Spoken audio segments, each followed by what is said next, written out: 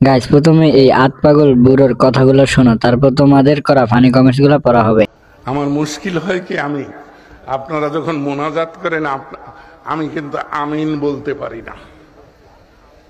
আমি কিন্তু কোন আলেমের মোনাজাতে আমিন বলি না,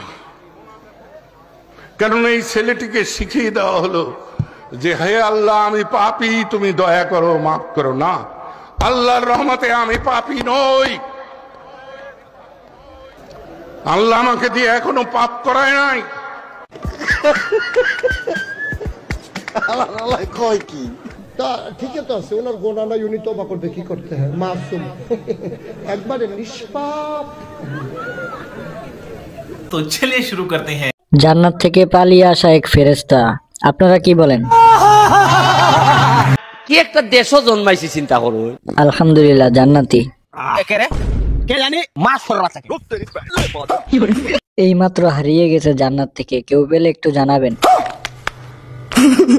ইবলিশ বলেছে, আমি তো মানুষকে ভুলিয়ে ফেলতাম, এখন মানুষ আমাকেই ট্রেনিং দিতে চায়।